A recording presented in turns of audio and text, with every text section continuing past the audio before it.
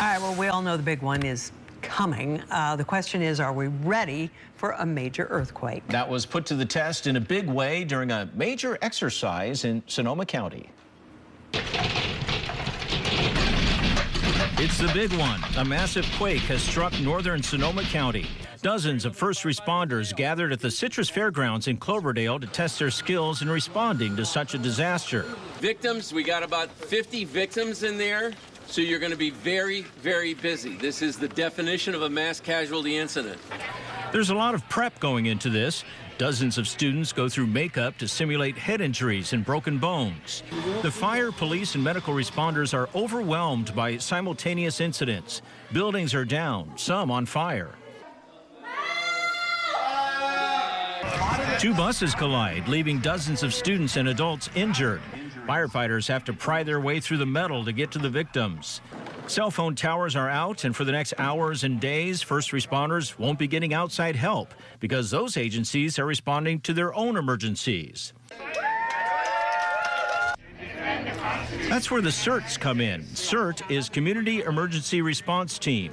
Civilians, often your neighbors, who train to step in when professional first responders are overwhelmed by disaster. They practice getting victims to safety by ambulance or even chopper. Lessons from past disasters have shown many residents won't evacuate unless their animals are accounted for. Now there's CVET, the California Veterinary Emergency Team. They'll work with CART, the Community Animal Response Team, to make sure everything from a dog or cat to livestock are treated and put their owners' minds at ease. We can make sure that we're giving the best care possible to animals, and in turn, people can keep themselves today safe by knowing that those animals are getting the appropriate care. Yeah.